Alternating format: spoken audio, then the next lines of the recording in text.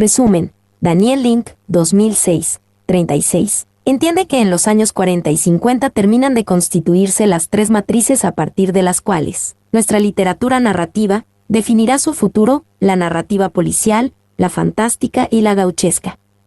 Mi propuesta es analizar qué hace Jorge Luis Borges con estas tres matrices. Aunque parezca mentira, no se ha investigado al peronismo como una de las condiciones de producción de su obra. Por razones de espacio, en esta oportunidad exploraré el caso de la gauchesca. Palabras clave: Borges, peronismo, narrativa argentina, gauchesca. La crítica literaria de este tiempo coincide en señalar que durante los 40 y los 50 del siglo XX, se consolida en nuestro país el oficio de narrar. C.F.R. Heydrich, 2004, y Link, 2006. Desde el punto de vista histórico, ese proceso entonces sucede fundamentalmente durante el peronismo, o para decirlo de otro modo, bajo el peso de las ideologías nacionalistas porque, en términos de Andrés Avellaneda, 1983, 28, el nacionalismo adquiere con el peronismo un carácter programático alentado por medidas oficiales de promoción y codificación legal que se ofrece como alternativa al proyecto europeizante y universalista acatado por él, sistema cultural dador de prestigio. En el campo estricto de la narrativa, Daniel Link, 2006, 36, entiende que en esos años terminan de constituirse las tres matrices a partir de las cuales nuestra literatura definirá su futuro, la narrativa policial, la fantástica y la gauchesca. Mi propuesta es analizar qué hace Jorge Luis Borges con estas tres matrices. Aunque parezca mentira, no se ha investigado al peronismo como una de las condiciones de producción de su obra.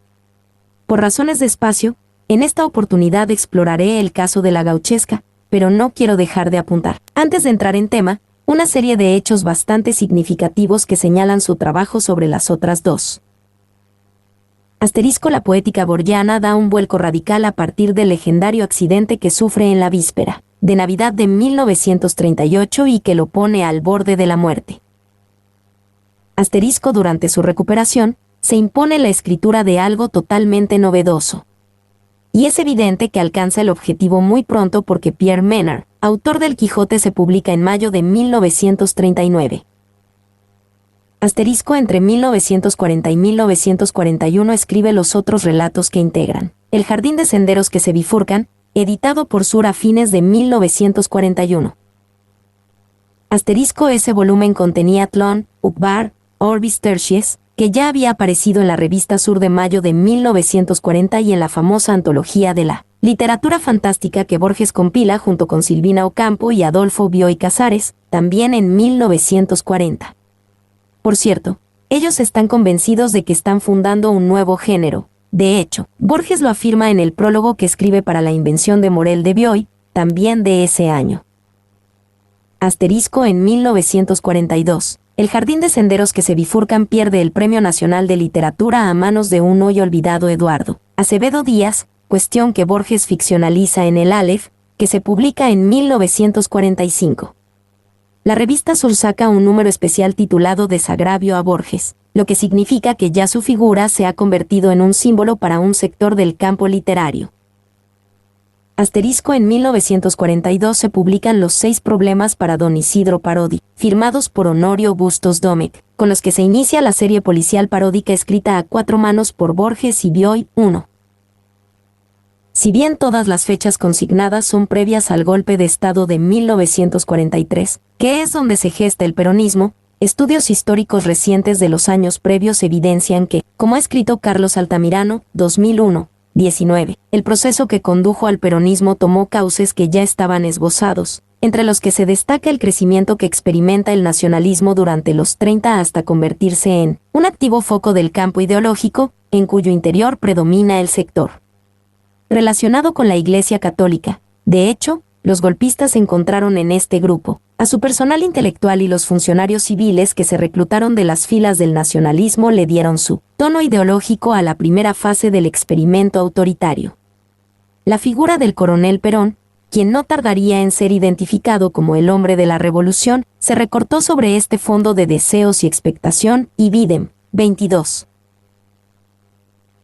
Políticamente hablando, la revista Sur, que se edita a partir del verano de 1931, es un espacio de resistencia contra el avance del nacionalismo.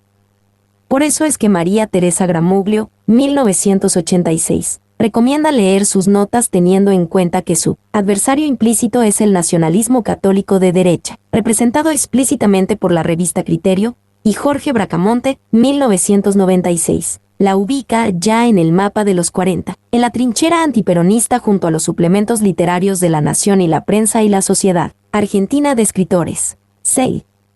Tal correlatividad es posible porque la confrontación cosmopolitismo/nacionalismo de los 30 se transforma luego en antiperonismo/peronismo. Según James Goodall, 1999-1996, 142, los artículos que Victoria Ocampo le pide a Borges para Sur anticipan el giro que experimentará su escritura. Sur lo internacionalizó y le hizo ver hasta qué punto era parroquial su obra de la década de 1920, en la medida en que comenzó a repudiar parte de ella.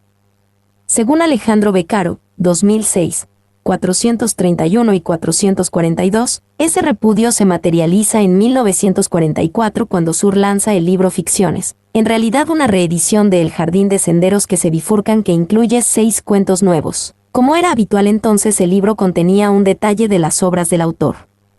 Allí se puede advertir la supresión de los 3 libros de ensayos de la década de 1920 que más tarde eliminaría de sus obras completas.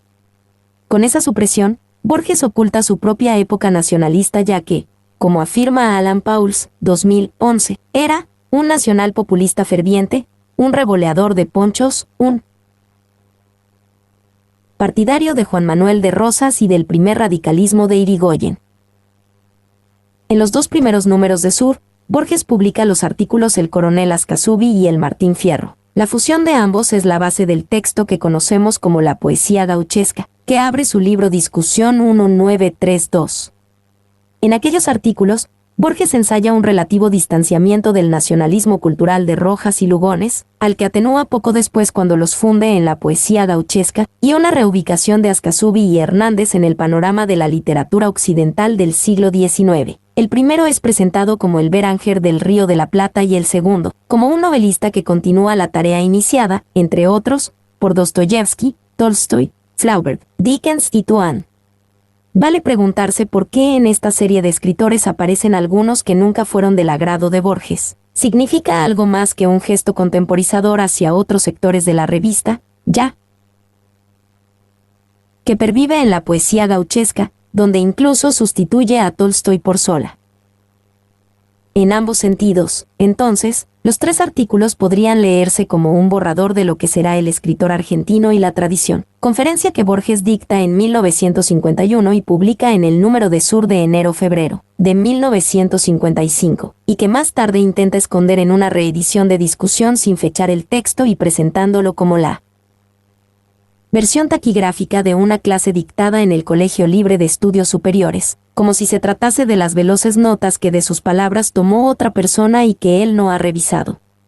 La cuestión no es menor y su falta de estudio demuestra que poca atención se le ha prestado a las condiciones de producción de textos claves de la poética borgiana. Asterisco Gramuglio, 1989. Entiende que sería una conferencia de principio de los 40 porque Borges dice que hará un año que escribió La Muerte y la Brújula, publicado en Sur en 1942, pero pasa por alto que luego se expresa de tal modo que da por concluida la Segunda Guerra Mundial. Asterisco Beccaro, 2006, 476. Afirma que la actividad docente de Borges en el Colegio Libre de Estudios Superiores se inicia el 23 de marzo de 1949, y que la conferencia El escritor argentino y la tradición es el contenido de su clase del 19 de diciembre de 1951, y Videm, 496. Ahora bien, no enlaza el hecho con un par de cuestiones claves. Primero, que para entonces Borges era presidente de la SADE, electo en la Asamblea del 1 de julio de 1950, y Videm, 487. Segundo, que el 29 de octubre de 1945 Borges había dictado en la Universidad de la República de Montevideo una conferencia titulada Aspectos de la literatura gauchesca, que inmediatamente fue publicada por el semanario Marcha, y Videm, 446, y que en 1950 una editorial uruguaya la convirtió en libro. Ibidem, 467. Asterisco desde 1945 y hasta 1960. El editor de las páginas literarias de Marcha fue Emir Rodríguez Monegal, 1977, para quien la obra política de Borges casi no ha merecido la consideración de la crítica, aun cuando es más abundante e inesperada de lo que se piensa, fue. Con todo, en su artículo solo menciona los textos borgianos contra el nazismo, pero reconoce la existencia de una etapa antiperonista.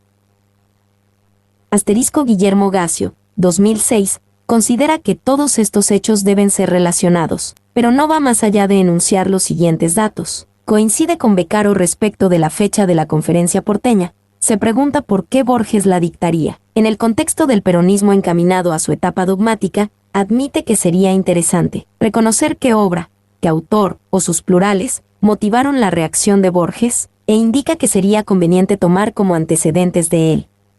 Escritor. A la conferencia uruguaya y a un reportaje de Estela Canto publicado en 1946. Asterisco en Goodall, 1999-1996, 264. Gassio habría encontrado al menos una hipótesis que guiara la investigación que propone y no hace, en el escritor. Borges respondería a las críticas de Héctor Álvarez Morena, quien desde 1948 le objetaba su multiculturalismo antiargentino. En definitiva, los autores que acabo de citar demuestran claramente la ausencia de un estudio sobre las condiciones de producción de la parte central de la obra borgiana. En el escritor argentino y la tradición, desde la primera aseveración, es obvio que Borges, 1974-1951, 267, está a la ofensiva. Empezaré por una solución que se ha hecho casi instintiva, que se presenta sin colaboración de razonamientos, la que afirma que la tradición literaria argentina ya existe en la poesía gauchesca. Los esfuerzos de Rojas, Lugones y sus continuadores quedan abruptamente descalificados. Lo que se dice sin argumentos debe ser tomado como una declaración instintiva, y la literatura es todo lo contrario, un producto del pensamiento, una invención. Que se haya inventado un artificio llamado poesía gauchesca no significa que ella ya contenga la tradición nacional. El uso del artículo determinado, la tradición, me lleva a Raymond Williams, 1980. 137, si toda tradición es una versión intencionalmente selectiva de un pasado configurativo y de un presente preconfigurado. No existe la tradición sino una tradición, y sería mejor hablar en plural, que se establece relacionando ciertas cosas del pasado con elementos del presente, y esa conexión, como siempre es subjetiva, se puede modificar. Solo basta desconectar pasado y presente para reunirlos. De otra manera, por la participación de otros factores. Desde la perspectiva de Borges, el nacionalismo que predomina en su presente reivindica al gaucho como el antepasado nacional. En sus famosas conferencias sobre el tema, Lugones, 1944, 1913 a 1916, 71 a 83, había dicho que el gaucho debía ser reconocido como el antecesor del argentino actual, una subraza que terminó de formarse a fines del siglo XVIII y que desapareció tras haber cumplido su misión, forjarnos una personalidad propia.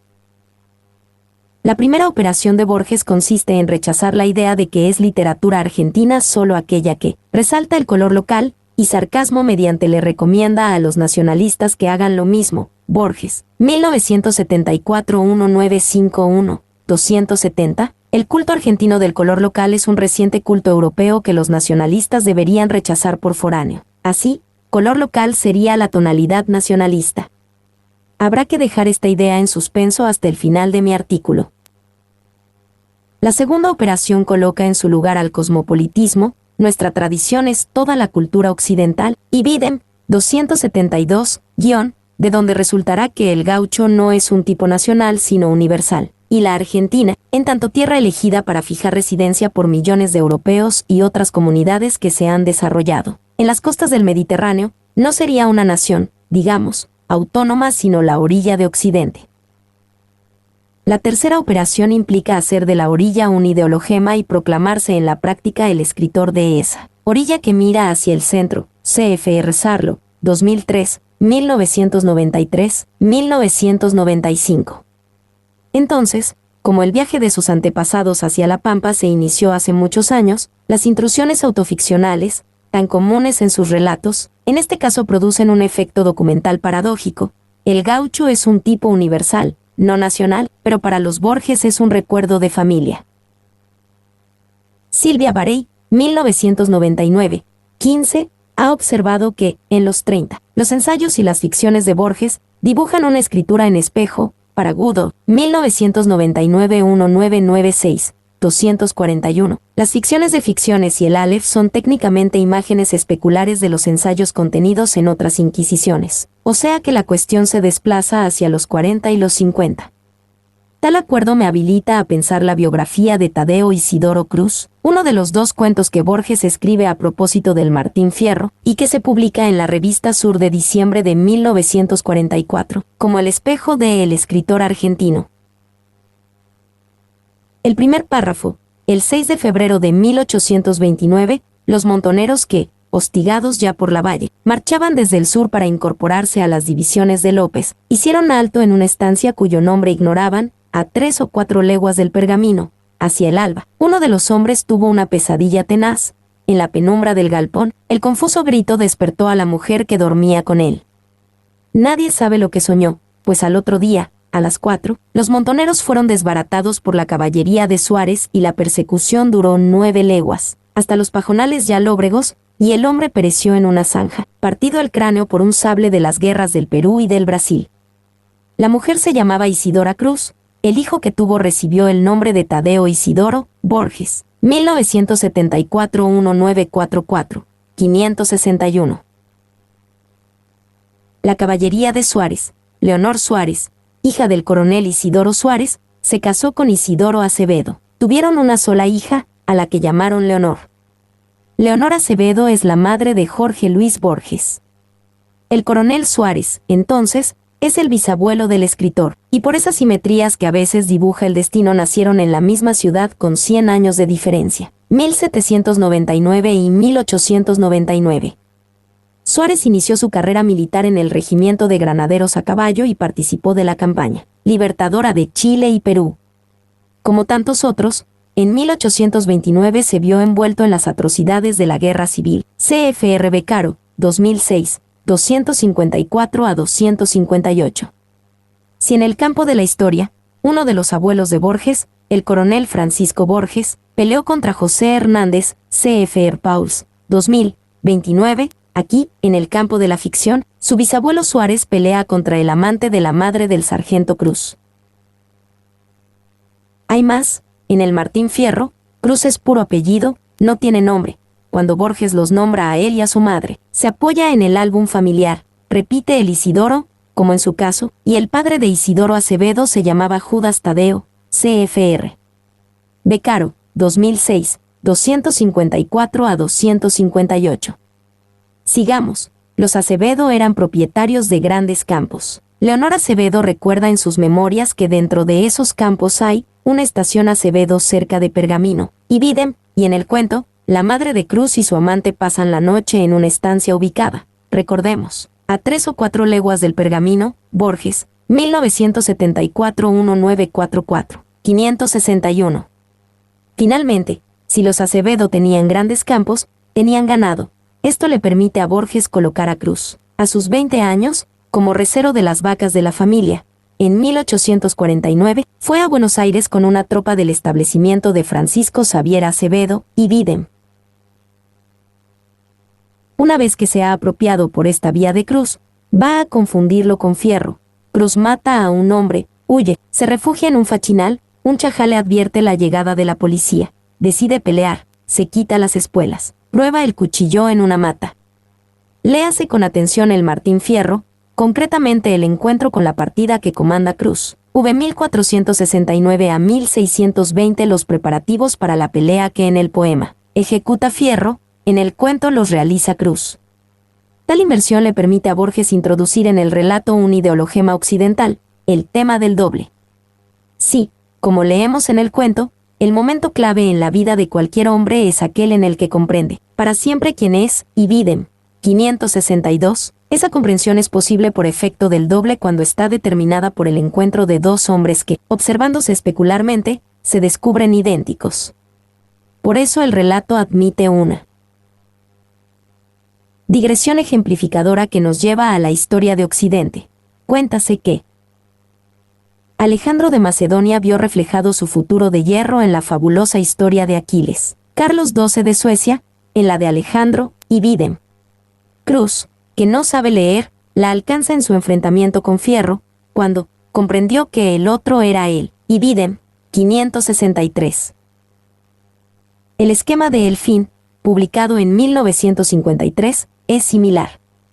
En el poema, pero ahora en la vuelta, el moreno que quiere vengar la muerte de su hermano desafía a Fierro a cantar sobre las muertes injustas / diagonal que algunos hombres cometen, v 6771 a 72, como una manera de dar a conocer sus intenciones.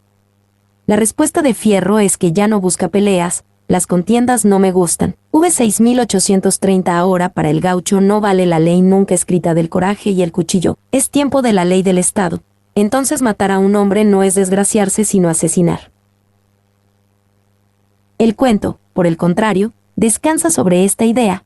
Es imposible que el gaucho cambie sus leyes. Por eso los hombres no se sorprenden al reencontrarse en la pulpería ya que han ejecutado sus movimientos con una secreta certeza sobre lo que haría el otro. Si en esta sincronía se avisora el tema del doble, el cierre del relato lo explicita. El moreno, cumplida su tarea de justiciero, ahora era nadie. Mejor dicho, era el otro, no tenía destino sobre la tierra y había matado a un hombre, Borges. 1974-1953, 521. En su libro, Sarlo, 2003, 1993 a 1995, 76 a 84, le dedica al tema del doble un segmento importante. De todos modos, si bien lo visualiza en El fin, no lo señala en biografía de Tadeo Isidoro Cruz. Como está en ambos, apliquemos la ley de la conmutación. Si Cruz es el doble de Fierro y el moreno es el doble de Fierro, Cruz es el doble del moreno y viceversa. Si los personajes de la gauchesca, tomemos al poema de Hernández como el género, son intercambiables. A. Se cumple la idea borgiana de que en el destino de un hombre se puede leer el destino de todos los hombres. B. Se diluye la singularidad del gaucho de la cual depende la idea nacionalista de la argentinidad. Y C. El antecesor del argentino actual puede ser cualquiera, hasta un negro. ¿Cuál sería el ensayo espejo de El fin? El Martín Fierro, libro publicado también en 1953, con la colaboración de Margarita Guerrero. En realidad, el trabajo no es más que una reescritura y ampliación de la poesía gauchesca. De hecho, así se llama el primer capítulo, que desnacionaliza al género, la gauchesca. Es uno de los acontecimientos más singulares que la historia de la literatura registra. Borges, 2005-1953, 13, y esa literatura no tiene gentilicio alguno. Su creador es Bartolomé Hidalgo, un uruguayo que estaba influenciado por un género poético español, y Videm, 15 a 16, y el precursor de José Hernández es otro uruguayo, Antonio Lucic, y Videm, 25 a 30. En este último punto, Borges aplica ideas formuladas en Kafka y sus precursores 1951. Dice, Lucic crea a Hernández, siquiera de un modo parcial, y es creado por él, y Videm, 30. Subrayo que el enunciado descansa sobre una fraternidad literaria entre, en este caso, uruguayos y argentinos, que el nacionalismo político, de serle necesario, no duda en destruir. El segundo capítulo se aboca a José Hernández. Hay un dato biográfico que se destaca contra el nacionalismo y que pide ser leído en clave borgiana. Hernández, como el Dróctul de Historia del Guerrero y de la Cautiva 1949, peleó en Cepeda contra su provincia natal, y Videm, 35. Tercer y cuarto capítulo se concentran en las dos partes del poema. El peronismo gobernante estaría entre líneas cuando Borges le adjudica a los argentinos lecturas sesgadas del texto. Por un lado, la escena de la pelea con el negro le resulta no menos despiadada que la refalosa 2, y le llama la atención que, desgraciadamente para los argentinos, es leída con indulgencia o con admiración, y no con horror, y Videm, 55, la amonestación, por supuesto, recae sobre lo que admiran los argentinos, lo que a Borges horroriza.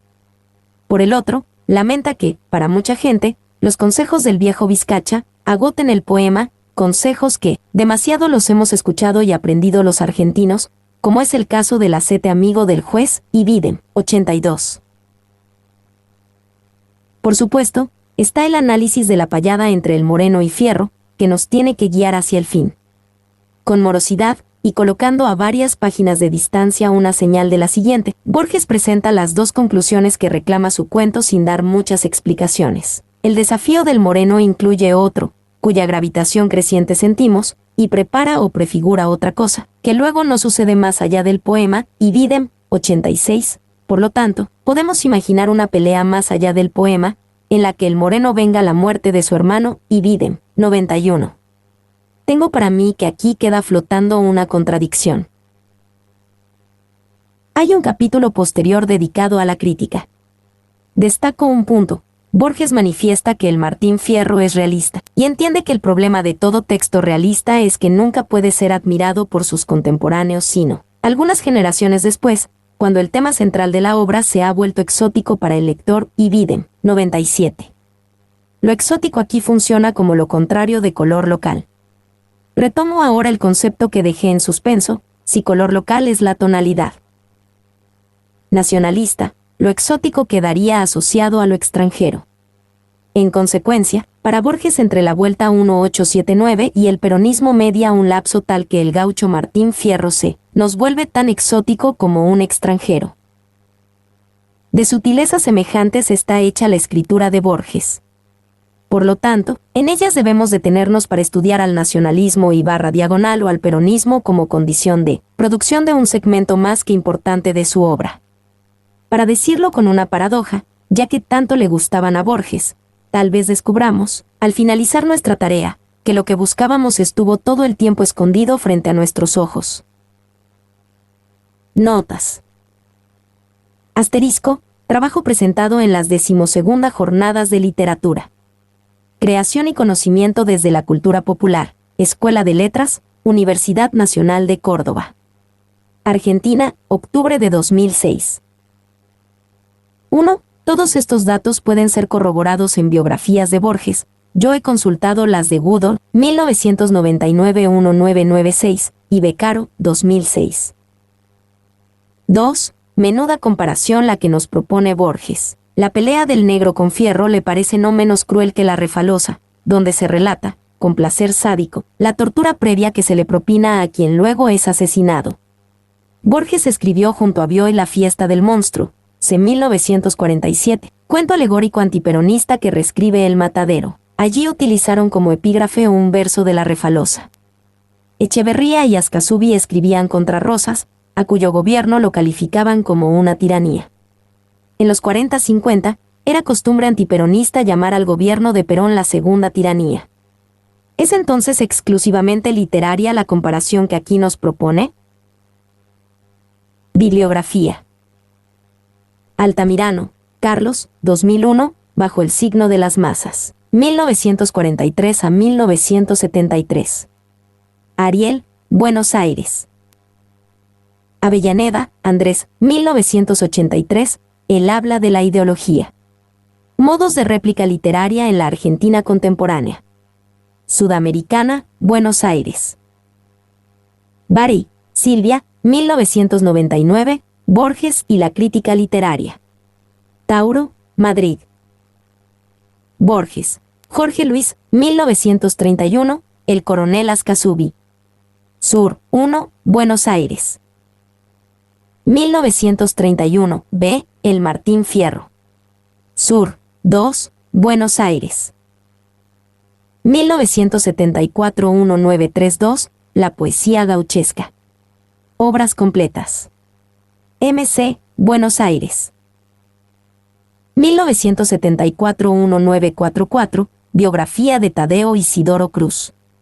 Obras completas. MC, Buenos Aires. 1974 1951, El escritor argentino y la tradición. Obras completas. MC, Buenos Aires. 1974 1953, El fin. Obras completas. MC, Buenos Aires. 2005 1953, El Martín Fierro. Con la colaboración de Margarita Guerrero.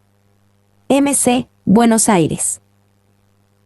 Bracamonte, Jorge, 1996. El escritor argentino y la tradición durante los peronismos clásicos, 1946 a 1955, una aproximación. En jornadas. 3 jornadas de literatura, creación y conocimiento, desde la cultura popular. Cátedras de Literatura Argentina y 2, Escuela de Letras, Universidad Nacional de Córdoba. Mi nombre es Demín. Soy tu asistente personal. Mi sitio en internet es demim.es.tl.